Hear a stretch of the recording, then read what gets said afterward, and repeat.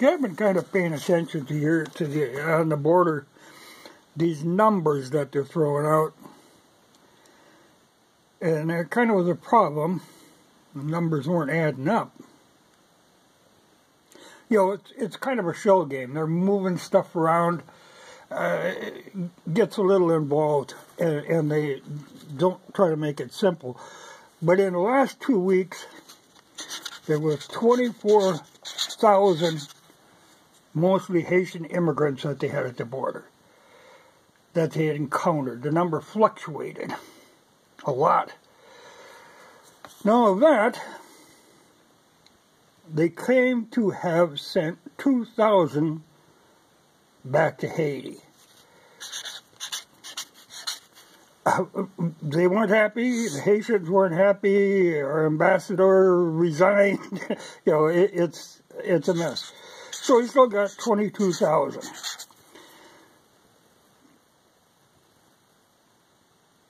Now it's interesting.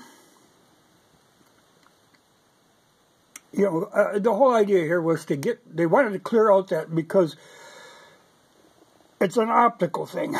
They don't like, you know, especially when they started referring to it as a Bidenville. That bothered them a lot. So, okay, they start shuffling these people around.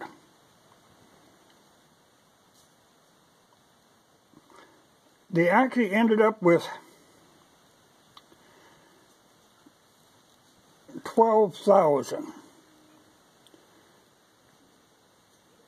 because they claim 8,000 decided to stay in Mexico. Well, there's more to it than that. But let's say, okay, we got 12,000 that we're dealing with. Okay, so that's 10,000. Now, in this dealing with, half of them were processed. You know, and shifted around in our country. About 6,000 of them were moved to various other locations, though there were, you know, there were flights and there were buses. I know there's some of the flights that were going as far, I know one flight went into Minneapolis, but they're getting really tricky because you cannot trace those flights. But there's still another 6,000 of them that are shuffled around the border area in different areas, just kind of tucked away, and they'll work their way through them. But we're still stuck with 10,000. Now, they claim, out of those 10,000, 8,000 decided to stay in Mexico.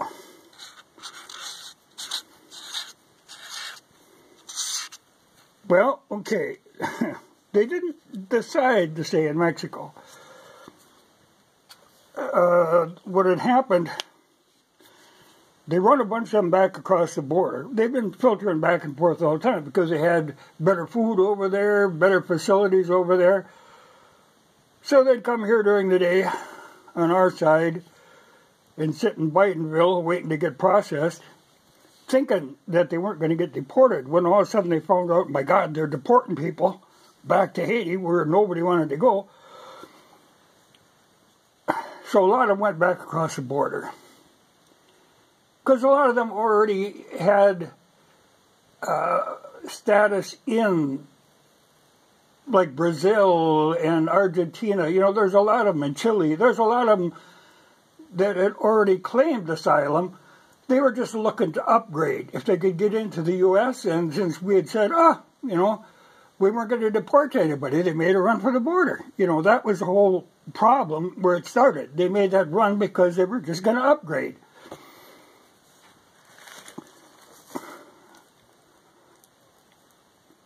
So, these 8,000 that were parked in Mexico,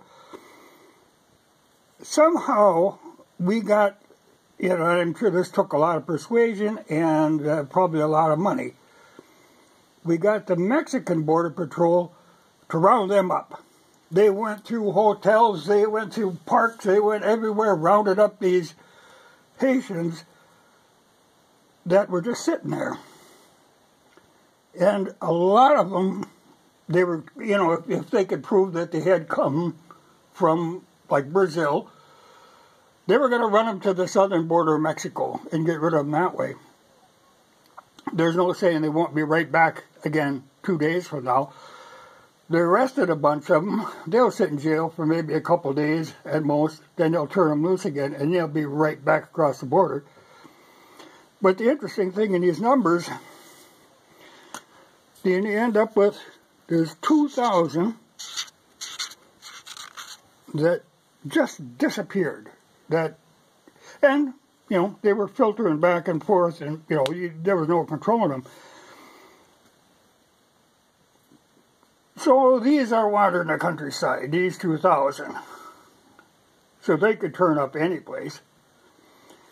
And even, you know, like I say, half of those 12,000 that we, you know, they would put them on a bus, bring them like to Dallas, just kick them out. So all of a sudden, whoop, you know, they're on their own. Theory is, sometime come back and check in with us again. Yeah, but that's all they were doing. But it was just optics. Just the whole idea of having a Bidenville was driving them nuts. So they run them all out of there, shuffled them here and there, keep them out of sight, dozed it down. But now they know there's like 20,000 on their way. The idea that they're starting to deport might make them hesitate.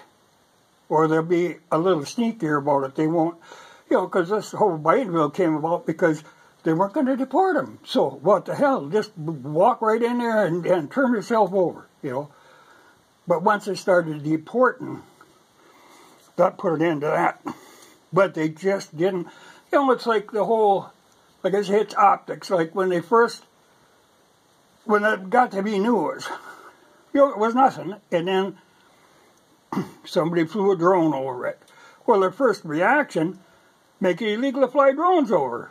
There, problem solved, you know. But then they got a lot of pressure, and then they had to admit that, yeah, there's a problem here. So then they start shuffling them. Get them out of sight, undercover, we'll be fine. But I always thought, you know, it's funny. You know, I wonder, let's say you have, there was always like 15,000 sitting out of that bridge. How many people died? If you got 15,000 people sitting someplace for a week in pretty tough conditions, people are going to die. You know, though these seem to be a pretty healthy bunch of people, these weren't your normal refugees. People had actually been living a pretty good life. They just wanted to upgrade their life. You know, they weren't like war refugees. Well, they make it sound that way, but like I say, these people weren't out of Haiti, or very few of them. They didn't come directly from there. They had been moved from like 10 years ago into these other countries in South America. They were just looking for an upgrade. And Biden gave them the opportunity. But who the hell knows where them 2,000 are. But, you know, you got 6,000 of them running around the country now. And you've got 6,000 more to come once they process them and sneak them. Because it's funny, because, like I say, they're flying them all over and busting them all over, but they keep this really quiet. In fact, it was funny to be watching, you know, Monkey Works does that, where they track all the flights. You cannot track these flights. You know, they don't show up on the tracking, but they're moving them. And it was funny, too, when the first flight, when they dumped them off in Haiti, those people were really pissed. They were stoning the people on the airplane. They didn't care for that at all.